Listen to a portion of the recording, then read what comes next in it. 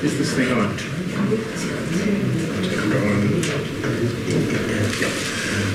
I think we can kick off. Today I want to talk about a little on Alexander Hamilton and the American school, and then spend a little more time on Friedrich List. This is, if you like, the reaction. Yesterday we looked at Adam Smith, David Ricardo, Hume, the standard guys who said the mercantilists were wrong. And that specialization, division of labor, international trade is the source of wealth. And now we have a reaction.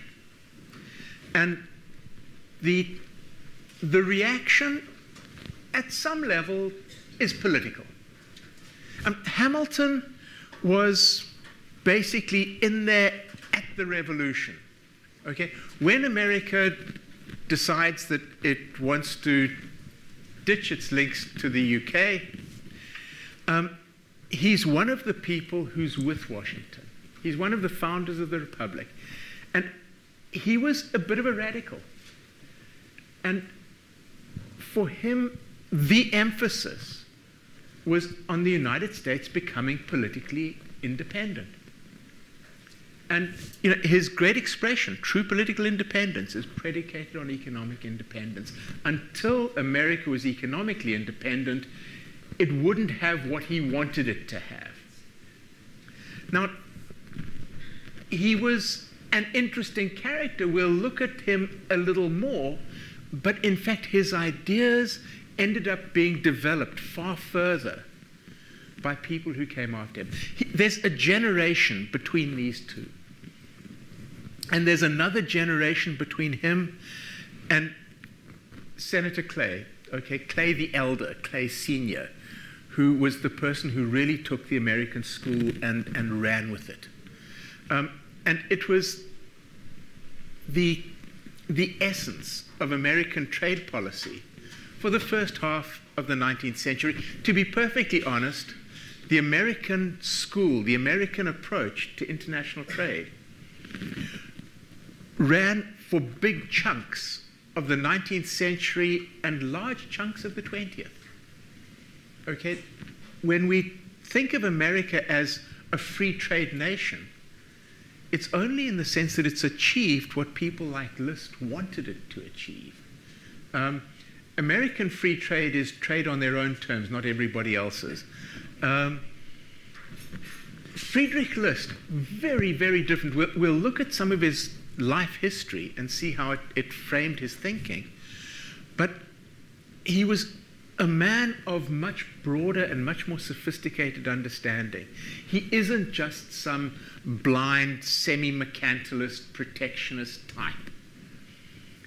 He was a man who was obsessed with getting his homeland up and moving. And his homeland was not the United States, although people think of him as being immensely influential. He was German. And he spent most of his life in Germany. He wrote some of his more interesting stuff when he was living in Philadelphia, but his kind of magnum opus is written in and for Germany, and his great aim was German unification. So Bismarck achieved a great deal. He would have achieved very, very little of it without the groundwork that was set for him by Friedrich List. Okay, so let's have a look at these guys. Kick off with Hamilton. Now, this is now in the years immediately after the Revolution. So the first problem, after the Revolution, there was a need to counteract the effects of the UK Navigation Acts. Now, we talked about the Navigation Act. The British Navigation Acts required people to use British vessels if they were going to be trading British products in British ports. So anything that was going in or out of a port A in Britain or B in a British colony and wasn't traveling in a British vessel paid over the odds. And the Americans felt they needed to counteract the effects, but remember that each state in the United States at this stage thought of itself as something special. Each of them, although they were loosely bound, had its own rules and regulations, and they were very, very independent of each other. So you had this peculiar situation that each of them felt that the Navigation Acts were a pain in the neck. They each wanted to react to them in some way. But the southern states were agricultural states. They were agricultural exporters. They were perfectly happy to have a British vessels using, taking their cotton across to the other side of the world where there was a market for it. And if those vessels brought British goods back, these were the things that they needed, that was fine. So they were dead happy to have really low tariffs. The northern states, the manufacturing states, had very little to export to Britain, but they did need stuff to come in. They'd had a bad sort of reputation with tea, but they did nonetheless import stuff. But they were wanting to put in really high tariffs. The trouble is that there's an internal traffic as well. So stuff could come in at low rates in the southern states and simply be shipped straight up to the north, bypass. So there was this need to unify the tariff structure. And Hamilton spotted it and brought in the Tariff Act. And there were subsequent tariff acts in 1824, we'll see, sort of long after Hamilton was dead. Again, unifying the tariffs across the nation, 20 to 25%, depending on the product, and there it was. He also had a report on manufactures that he submitted to the Senate, in which he talked about the problem of having an economy which was largely agrarian. It wasn't just the southern states. The northern states, too, at this stage, had a strong emphasis on agriculture. And he had a notion which is absolutely central to list later, that manufacturing and agriculture are symbiotic. That if you have a strong agricultural sector, it strengthens your manufacturing, and you need a strong manufacturing sector for your agriculture to really work. You're growing all these farm goods, who are you going to sell them to? If everybody is planting, the market is limited. What you need, in fact, is a specialist, viable, thriving manufacturing sector to consume the goods of agriculture and to provide them with their inputs. The plows, the harrows, and so on and so forth need to be made by someone. And he suggests protective duties on manufacturers, but not on primary inputs, and we'll see again that this is something that Friedrich List himself later picks up on and adopts. Okay, and I mentioned that Hamilton dies fairly young.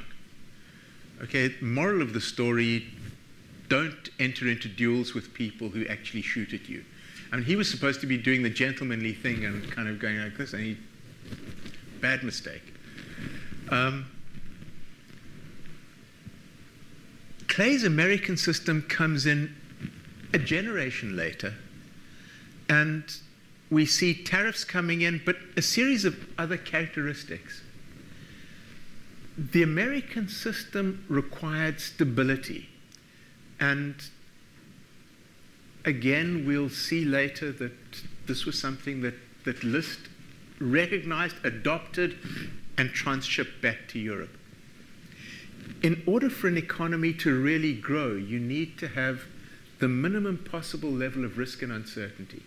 It needs to be stable. That means you've got to get rid of issues of war. It's got to be peaceful. It's got to be stable. And at the heart of stability is financial stability. Now, for as long as you have a system of private banks, unregulated, you're hanging yourself up on a rifle range for people to shoot at. Really, you need a system of stable finance, and that requires a central bank of some sort. The original Bank of the United States came in shortly after independence. There was now a need, but it was done away with. There was now a need to bring in a new one. The second Bank of the United States was modeled on the Bank of England. And the idea was simply to stabilize the dollar and reduce the risk of bank runs, bank instability. And then there was infrastructure. And again, we'll see this heavy overlap with Friedrich List. Need for canals, need for roads, later on, a need for rail. In order for the economy to really grow, you need to reduce the cost of moving stuff between markets. And developing infrastructure is expensive. The question came, how would you pay for it? Well, the two obvious ways. One, you would have tariffs on your imports. It was going to be the basic source of funding for the new government. But the second source was the one thing the United States had in abundance was land. Now, later on, we see things like the Homestead Acts, which were dishing out land for free to people who would use it. But early on, the US government recognized the possibility that they could raise large amounts of money for themselves by selling land, virgin land, to new immigrants. And so the real problem was to keep up the price of land. And part of the American system was finding ways of artificially supporting land prices. Right. So let's go on a bit, just so that you can see what's going on. These were the days when each president's inaugural address actually said something. And remember that the War of 1812 between the United States and Britain was quite nasty. I mean, Washington was shelled. The White House was damaged. And fairly shortly after, so literally 4.5 years after the War of 1812, Monroe gives his first, now this is the same Monroe as the Monroe Doctrine.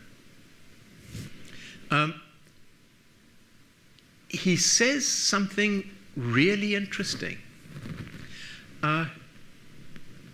He says, possessing as we do all the raw materials, the fruit of our own soil industry, we ought not to depend in the degree we have done on supplies from other countries.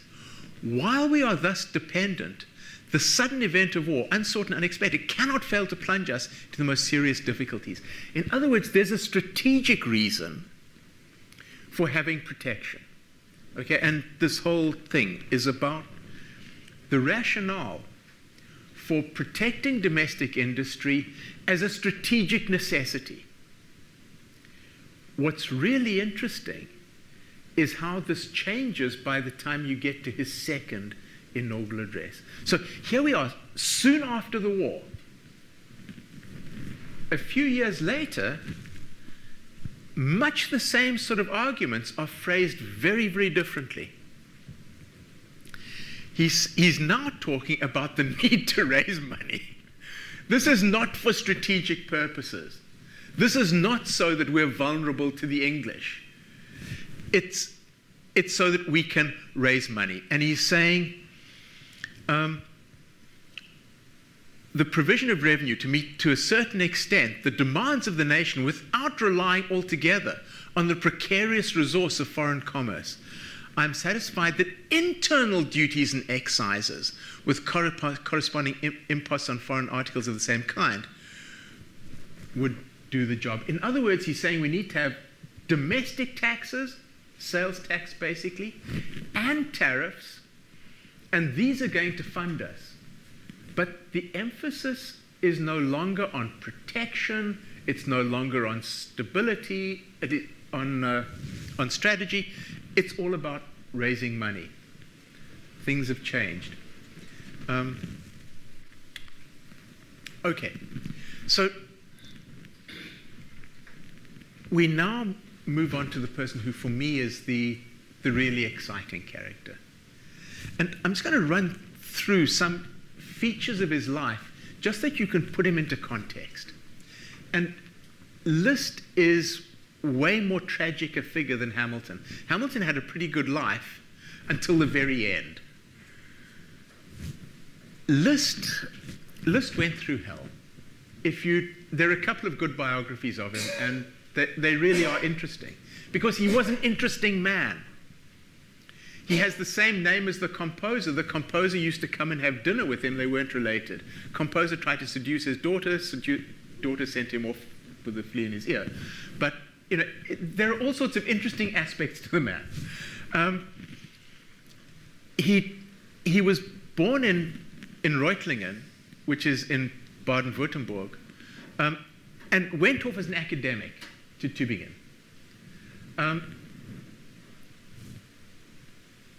And was actually bored stiff. He wanted to be doing real things. And so he joined the civil service. Now, the idea that the civil service is more exciting than academia, frankly, is a bit surprising, but he went there and did extremely well. While he was working in the civil service, he spotted a whole bunch of sources of inefficiency. He saw, in fact, that the civil service was a dog's breakfast. That people were unaccountable, people were corrupt, there were all sorts of problems. There was no proper bookkeeping being done. And he brought in a series of reforms, was very successful at them, made himself very unpopular with a lot of people, and then left the civil service and went into the Chamber of Deputies, which was, if you like, this was a principality, so the parliamentary system was limited in its powers, but the Chamber of Deputies did have some say. And he proceeded to suggest that things in the entire principality were being run inefficiently. He explained that the system of tariffs was a barrier to trade. Not just international trade, but domestic trade. The tolls and so on and so forth, all through Germany at this stage, were costing. He made this point very forcefully, and for his troubles was arrested. He was sentenced to 9 months of hard labor, jumped the country, eventually figured that he would come back and serve out the time. He did, was rearrested, and negotiated that if he left the country, they would suspend the charges. So he left the country, went first to France, then went over to the United States. And he became a farmer in Pennsylvania. Became a farmer and started running a local newspaper. Became friendly with the local politicians, picked up on these ideas of the American system, and started developing them. He then gave a series of talks, one of which was to the local Chamber of Commerce in Philadelphia, where he basically ripped into Adam Smith. And this was the start of it. Ripping into Adam Smith made him very, very popular with the American establishment. Because Britain at this stage was the dominant trading power. It was the dominant industrial power. The Industrial Revolution had taken off earlier in Britain than anywhere else. So the British manufacturers were better, cheaper, in all ways superior to those of any other nation. And so he said, well, it's not surprising, is it, that Adam Smith and David Ricardo and the boys are telling us that what we need to do is have free trade. he gets quite friendly with Andrew Jackson, who offers him the American mission in Leipzig.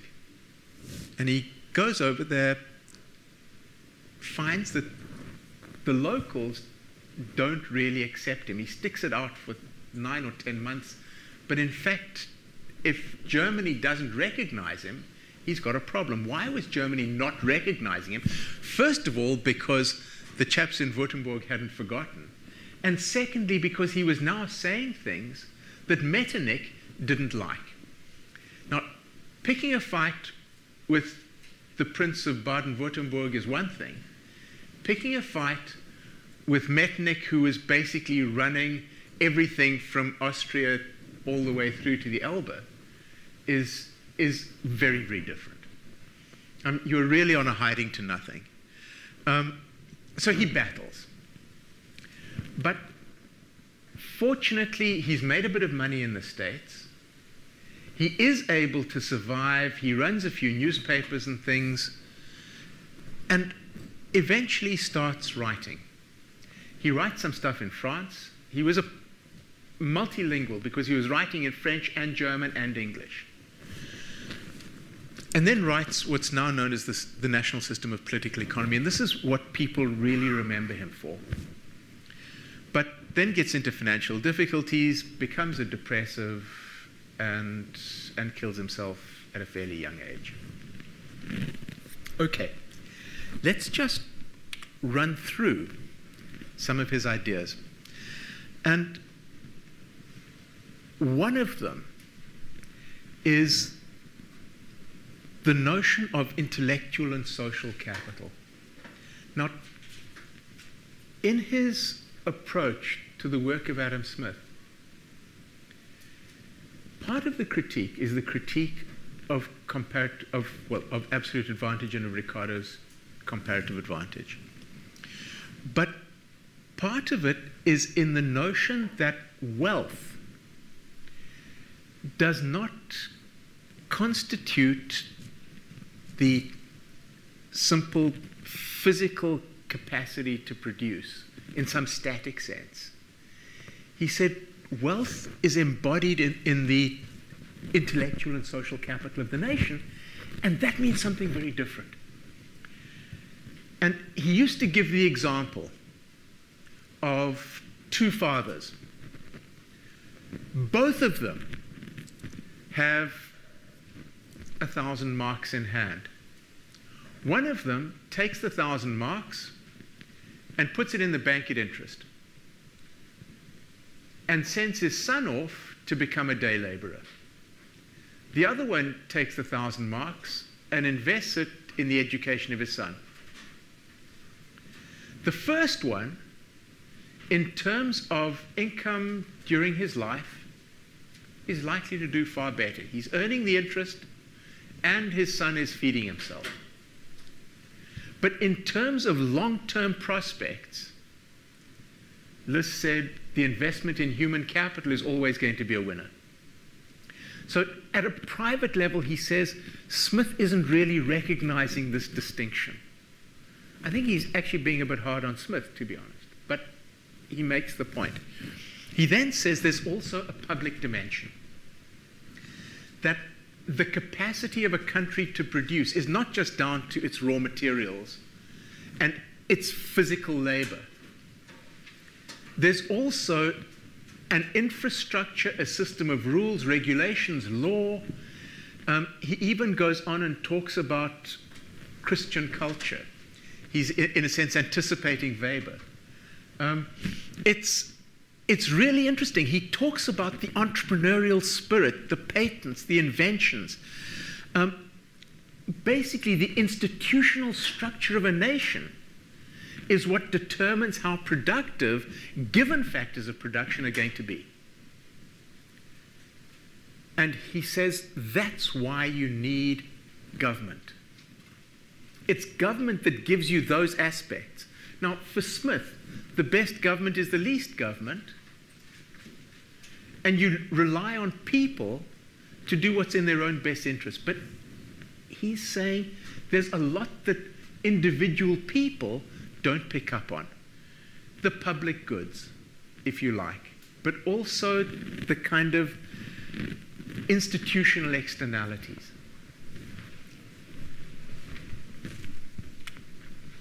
Now, we can try and formalize this. He talks about the three types of economy. He talks about private economy, national economy, and the economy of mankind. Now, he's very clear. Adam Smith is great on the private.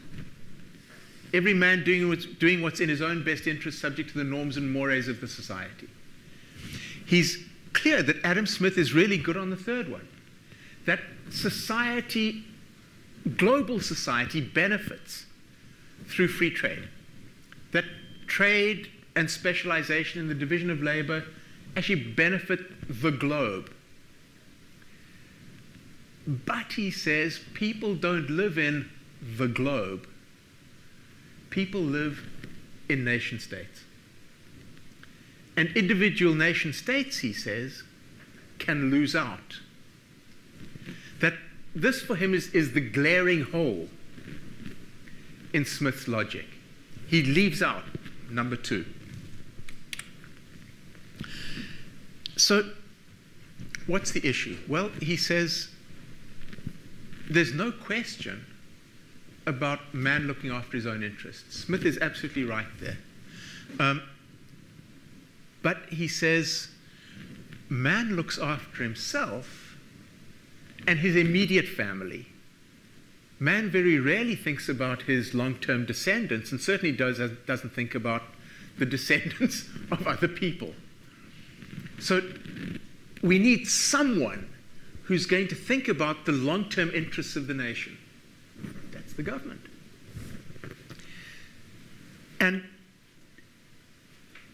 it's a notion that the state, politicians, are people who are presumably wise enough and broad-minded enough to think about the interests of all.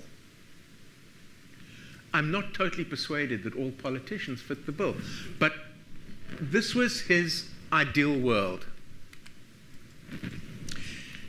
And this notion that the invisible hand can work globally but not nationally is down to a few things. And he gives these as examples.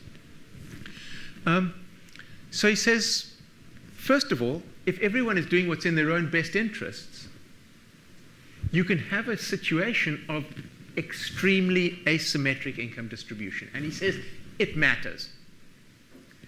A world in which there are sort of discrepancies between rich and poor is not going to be one that is really happy or really sustainable. Then he talks about the paradox of thrift. In other words, for an individual to get rich, the individual saves. But if everybody saves, the economy goes into a decline. Again, you need a nation state to direct patterns of saving and expenditure. Then he says, what about speculation? Okay, a speculator, if he strikes it lucky, does really well. But if you have a nation with a habit of speculation, you end up A, damaging others, and B, damaging the society. Then he talks about infrastructure. You know, he's now introducing the notion of what we would today call pecuniary externalities. Now,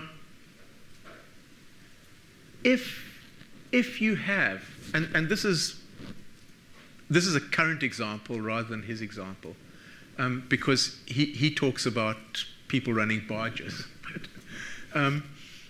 If you have a good railway system, and he was living at the time that railways were just kicking off, and he was obsessed with railways. He was way ahead of his time. If you introduce a good railway system, yes, the people who are running carts and so on and so forth will lose out. Nonetheless, it's a good thing to have. Okay? And to have it, you may well need the prompt of a viable state. Otherwise, it may just never come. Then he anticipates Schumpeter, creative destruction. He says every invention may be disadvantageous for certain people. New stuff always hurts somebody. But society as a whole will be blessed by it. And then he talks about the impact of trade. He says you can kill a local industry while importers get rich. And this is what people remember him for, but the rest is really important. Okay, now, it's not as if Adam Smith had said that tariffs have no place. I mentioned yesterday that Smith finished his days as a controller of customs. He was collecting basically import duties. He was well aware that there is a place for tariffs, but it's quite interesting what he says those places are. You are entitled, Smith says, to have protective tariffs if you need them as an instance of retribution. If someone is sort of basically playing fast and loose by if they're penalizing imports from you, you need to get back at them. And there are all sorts of restrictions on trade. In other words, if people are being mercantilist in your direction, you need to be able to smack them down. Tariffs will do that. He also talks about security. So, again, the kind of strategic argument that we saw Hamilton using, that if there are industries which are necessary for the security of the state, you should be prepared to protect them by using tariffs. And lastly, if people are dumping stuff by having either subsidies or especially low taxes, so on and so on, and you've got to level the playing field, Smith recognizes that this is a justified reason for having tariffs. What's interesting is that although List is quite happy with the middle one, he has major problems with the other two. Okay, and his view is really different. First of all, he says, let's get the big picture right. That freedom and peace are the prerequisites for the wealth of nations. And look at that first sentence. I mean, this is classic mercantilism. Remember we said the mercantilists were people whose obsession was with the power of the nation state. And he says this is the first priority of politics. And he says the more you've got, the more you have to protect it. The better things look, the more you have to fear your loss of independence. And then he says a reasonable tariff is the main prerequisite for providing a high degree of economic security. The more a nation provides continuity in the market with respect to prices, wages, profit, the more it will facilitate the development of its productive resources. Put very simply, someone that I knew up in Zimbabwe many years ago said to me, we live in a world of risk and uncertainty. Risk is what happens when you can put probabilities on events. Uncertainty is when you can't. A businessman's business is to take risks. He calculates the odds and he takes a risk, and profit is the reward for taking risk.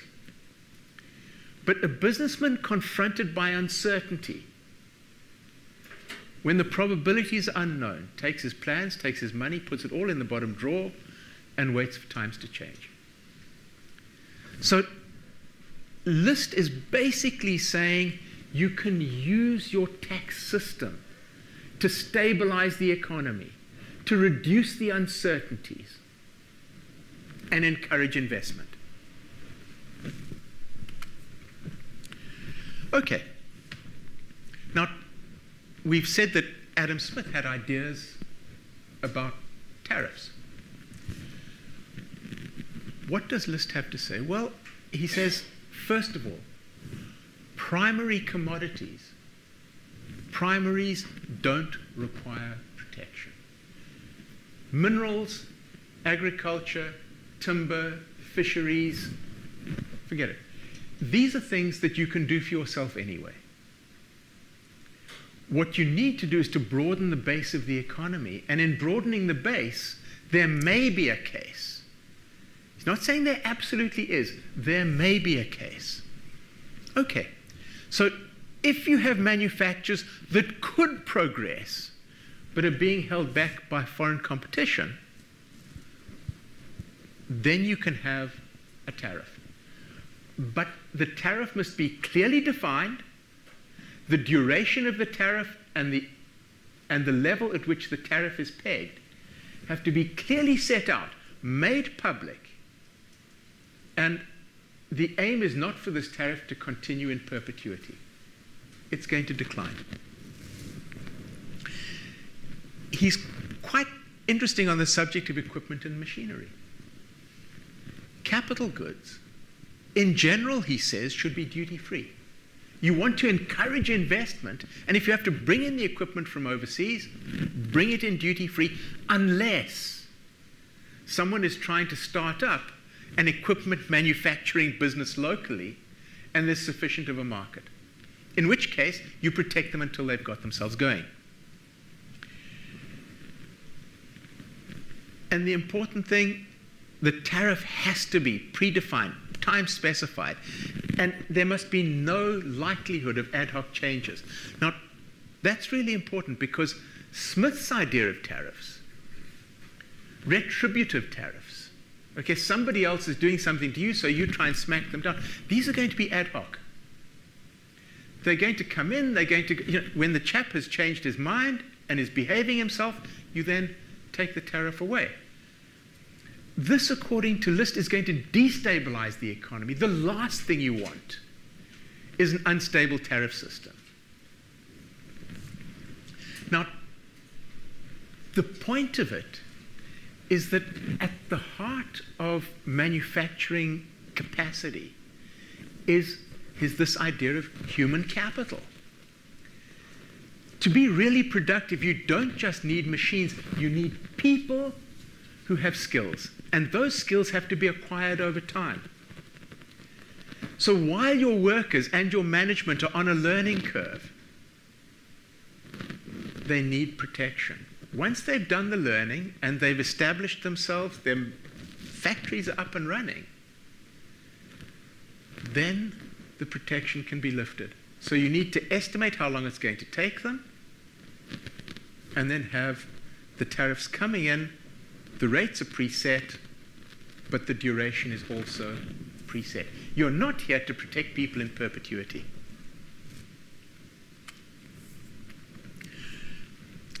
And how do we identify them? Well, he says, in any economy, there will be key industries. I mentioned yesterday that there were aspects that sounded very, very similar to Leontief, the economic Nobel Prize winner of some years back. That you have linkages. Albert Hirschman with his development ideas, same sort of idea. Key industries have links to the rest of the economy. If you can stimulate those industries, you stimulate the rest of the economy. In South Africa, if you stimulate engineering, civil engineering in South Africa, you stimulate huge swathes of the rest of the economy. Build a few bridges and a few roads, and it's astonishing how much of an impact you'll have on the rest of the economy. So he says, first of all, identify the key industries that would benefit the rest of the economy and need to develop. Then he says there's no point in protecting labor-using established. What you want to do is to identify those that are capital intensive, because capital is expensive. No one is going to take the risk of investing in large amounts of capital unless they feel secure. So you've got to give them that security. And you want to identify areas where there's a steep learning curve. If the learning curve is long and slow, you're going to be protecting them forever. So be selective about the industries you protect. Do it for a limited duration. And above all, he says, don't waste your time in a small economy. This is a system that is there for economies with a large domestic market. So the United States, fantastic. Greater Germany, fantastic. A small principality in Germany, please.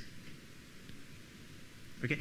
It was for that reason that he later went on and put all of his efforts into the Zollverein, okay, the German customs union, trying to minimize the barriers to trade internally in Germany so that you would have the basis for greater German unification. So Brazil, China, India, the United States, countries with large populations, large domestic markets are classic cases for this sort of approach, and we'll see that this is very much what China has done. Would it fit South Africa? Well, to be perfectly honest, we have a large enough population that perhaps it might. Certainly the idea of a Southern African customs union that really worked would make a lot of sense. If you look at the total population and total potential spending power of Africa south of the Congo, that's potentially a very big market. And the idea of a Southern African customs union which has money to spend, where industries are protected until they get going, does make a certain amount of sense.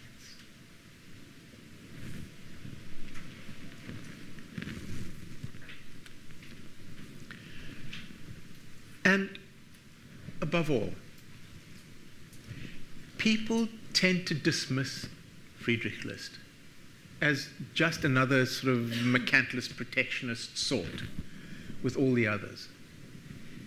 He was anything but. Okay, List had a broader vision. Okay, he talked about the 5 economic conditions of society. And he says all societies start off with what he called original barbarism. But you want to evolve. He talked about barbarism, the pastoral condition, the agricultural condition, agricultural manufacturing, and commercial.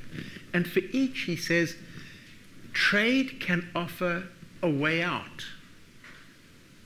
To get out of barbaric conditions, the barbarian has something that he can offer for sale. And he benefits from free trade with people who are willing to take it from him and give him the things that he needs that he can't produce for himself. So in the state of original barbarism, he says you want free trade. Free trade is what lifts you out. If you're in a pastoral economy, what you have is sheep and goats. You need free trade to give you the stuff that you need. You give them your animals, they give you their manufactures. You benefit. Once you become agricultural, that's when you need to progress. And progression is going to require the evolution of a manufacturing sector. And that's going to require some protection. You don't protect agriculture. You protect the manufacturing. And once you have agriculture and manufacturing, again, you need to develop. You need to have invisibles. You need insurance. You need banking. You need all sorts of commerce. And again, you may well need protection. But once you have a broad-based, diversified, productive, efficient economy, do you need to protect anybody? Of course not. At that point, he says, you're where Adam Smith was in Britain looking at the rest of the world. At that point, you encourage free trade. Because at that point, free trade between equals benefits everyone. Free trade between unequals is problematic. So the aim of protection is evolution of the economy to a position where protection is no longer needed. And there we go. Right. On the dot, 45 minutes. Gentles, questions?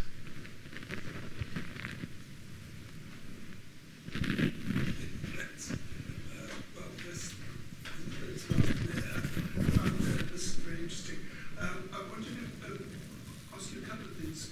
I was very influenced by I think there's a Finnish author of the book, How Rich Countries Got Rich and Why Poor Countries Stayed Poor. Eric Reinhardt. Is it Reinhardt? Reinhardt, yeah. Mm-hmm. And I just wondered if you read him, what you thought of it, because he argues that, in the end, what Lister is saying would really be that the British industrial by Henry VIII the Seventh tariffs on the export of raw materials and the import of finished goods.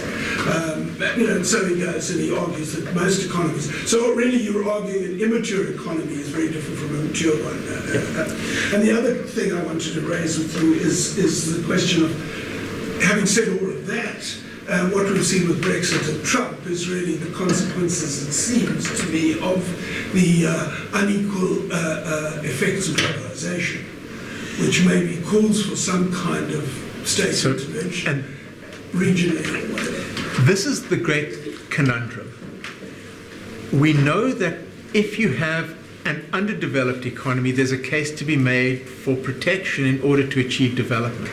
But if you have a developed economy and you have elected to take away jobs, so the United States has sacrificed millions of jobs in manufacturing,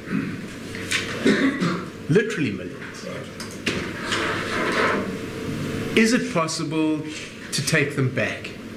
You've given them to China. Can you now reverse the process? You had them once upon a time. 2 generations. So, but they gave them up in the space of a few years.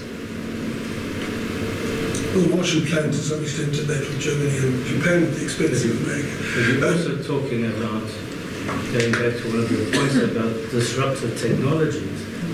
America today is intellectual capital, IT, and all the widgets and everything have gone, and textiles have gone. And he wants to bring back heavy industry.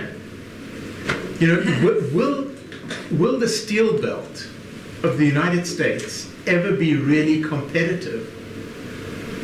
Unless they find iron ore. I would think, to use something I don't think is right in South Africa, but might be in America, is that America may be a classic case. We're not for trying to bring back the Rust Belt, but for raising the minimum wage, because you've got Walmart and McDonald's jobs. No. Which is a state intervention, obviously. I know it's very controversial, but it's obviously not tariffs as such, but it is another kind of state intervention. Actually, we're going to be getting there tomorrow and the day after. Okay. Just remind, what's tomorrow? Thursday. Tomorrow, talking about Singer Prebisch and to an extent some of the unequal exchangey stuff. It's basically the modern theory of opposition to specialization and the international division of labor. So today we were looking at 19th century approaches. to why Smith and Ricardo were wrong. There's also a body of 20th century approaches. Some of them are Marxist, and some of them are from just regular old, sort of slightly lefty economists. But if you think back to, do you remember the battle in Seattle when sort of the American public went completely berserk about globalization? And the rest of the world looked on and sort of thought, you know, surely America has benefited more from globalization than any other nation. But in fact, they were seeing something that Trump has subsequently picked up on. It's really interesting how he's identified what the great American public is worried about. So we're going to be looking at these kind of broad brush. Basically, since the Second World War, you've had the World Bank and the IMF on the one side saying specialized trade, comparative advantage, all that stuff. And a whole host of others saying, maybe not quite. So we're going to discuss. Sorry, there was a... Tariffs at this time were the sole revenue for the state? We didn't have income taxes? They did. Income tax was something that only came in very, very slowly. So in Britain, the first income tax, I think, was William Pitt. Am I right? I think Pitt. I'm just thinking that Liz was looking at tariffs as a way to enhance the economy. But the state also has a need. Absolutely. To raise revenue. So, and he was very aware of it, and certainly Hamilton was aware of it. And we saw from Monroe's sort of second inaugural, the idea of a president who actually says in his inaugural address that he's sort of dead keen on keeping up taxes is unusual. And, sorry, and just to go back to the question about developed and less developed countries, would you say that, say, countries like Zambia these days are still heavily dependent on import taxes as opposed to VAT tax? A lot of countries that are primary commodity exporters actually rely on export taxes as well. You know, we don't really think of an export tax, but if what you're doing is exporting copper or oil, or shove a tax on it as it goes up.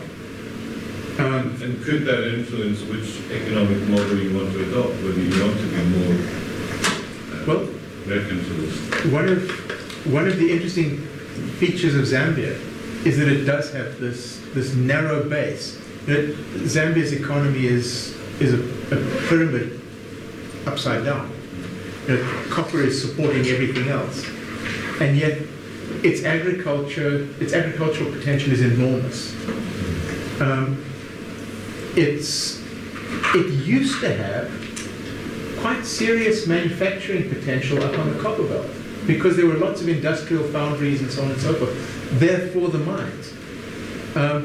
And Zambia's economy has actually slimmed down rather than broadening. Instead of having a broader base, it's actually been narrowing itself, and that really is the last thing that you want.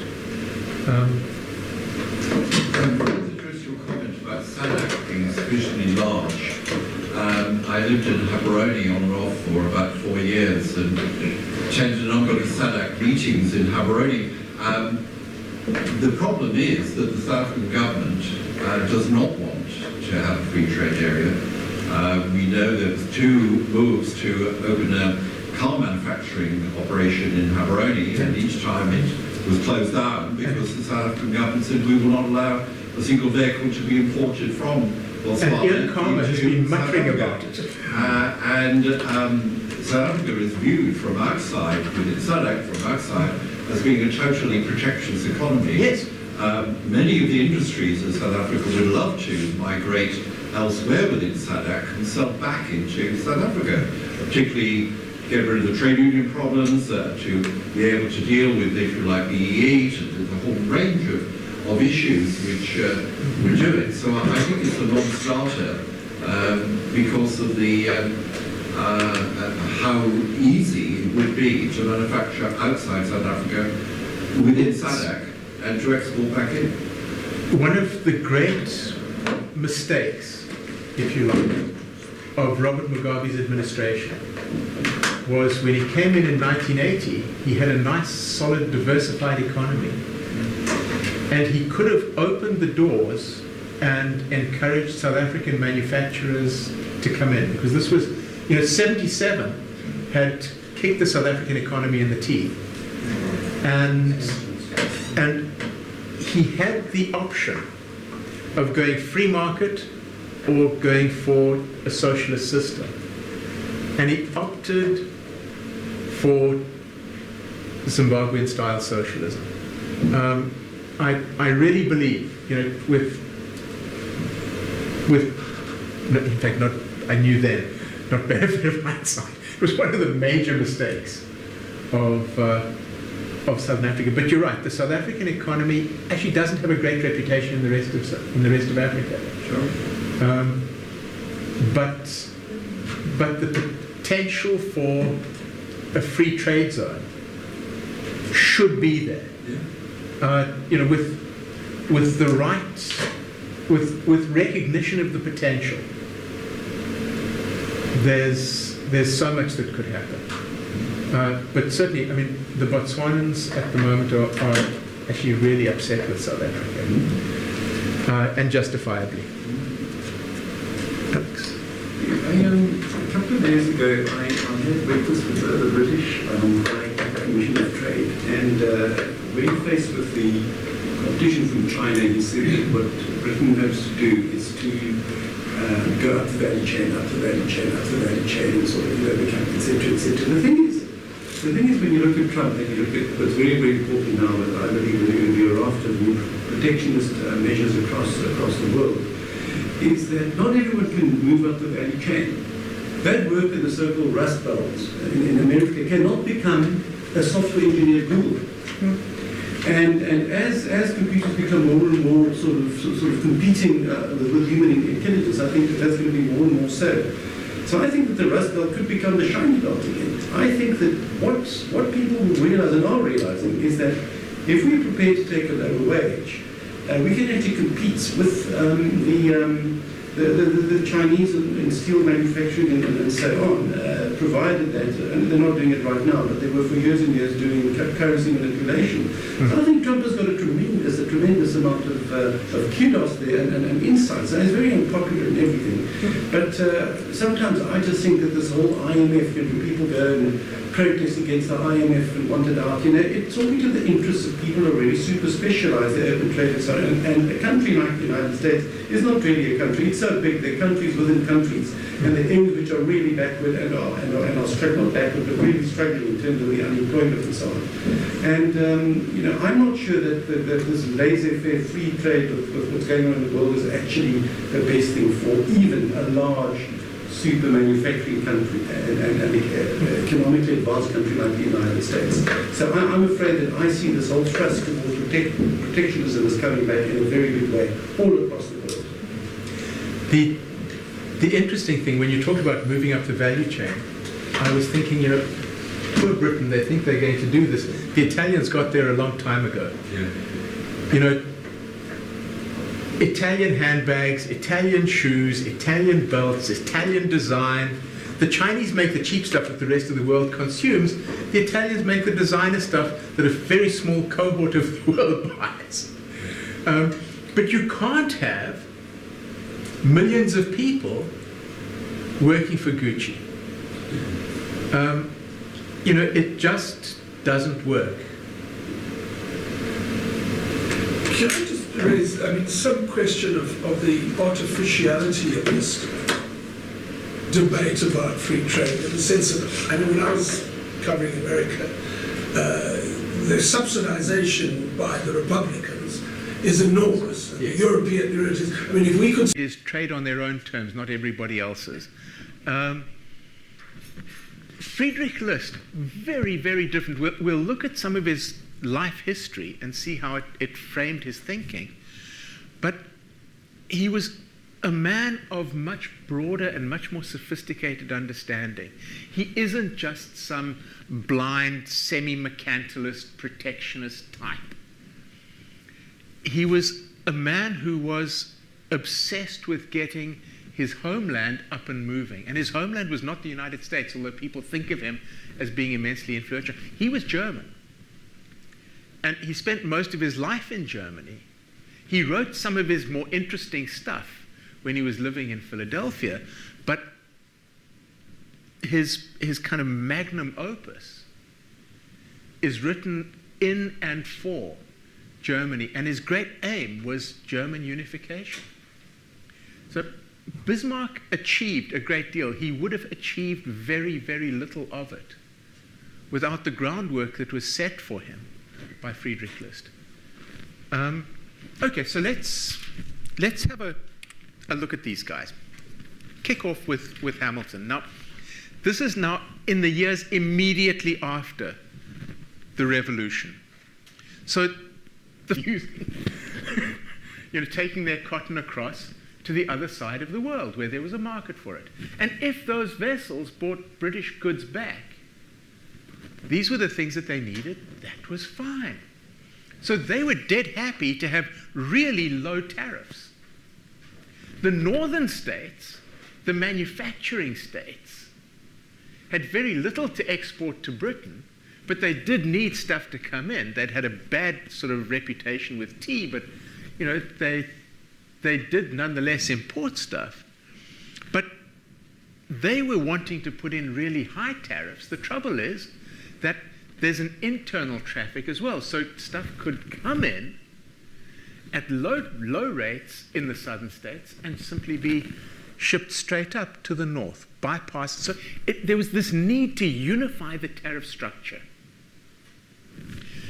And Hamilton spotted it and brought in the Tariff Act. And there were subsequent tariff acts in 1824, we'll see, sort of long after Hamilton was dead.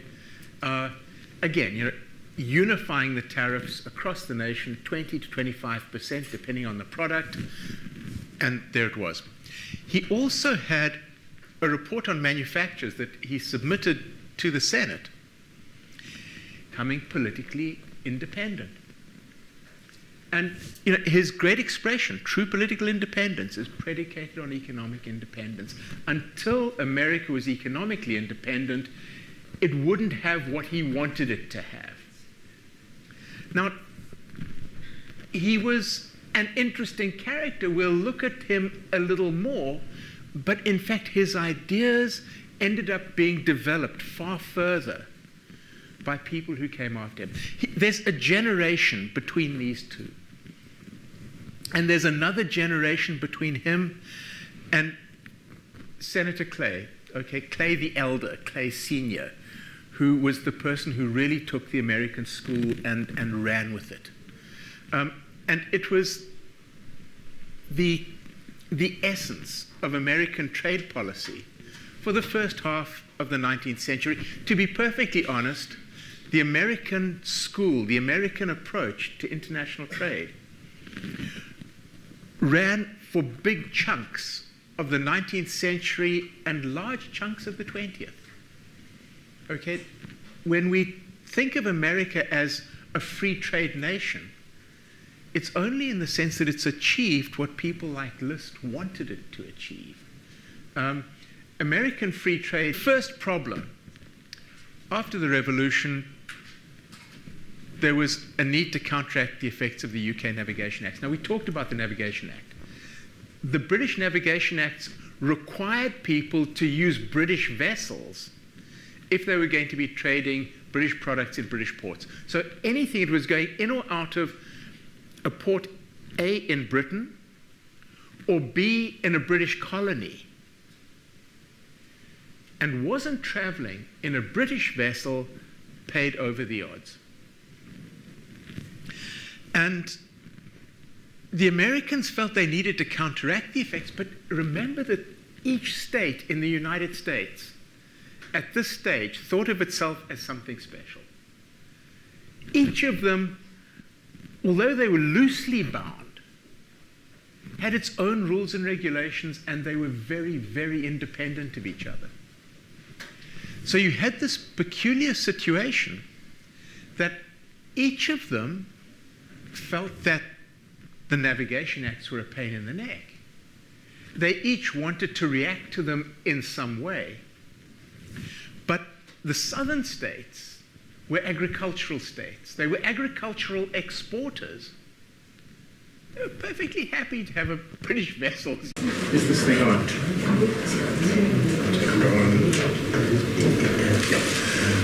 I think we can kick off. Today I want to talk about a little on Alexander Hamilton and the American school, and then spend a little more time on Friedrich List.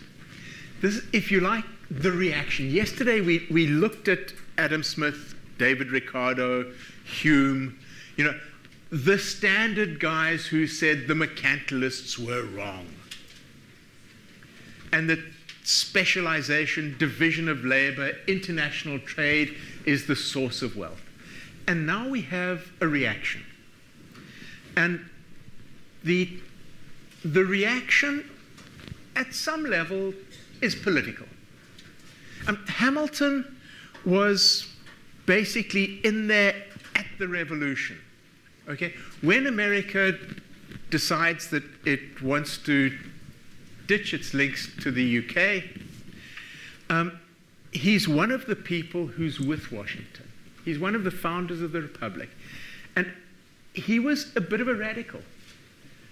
And for him, the emphasis was on the United States because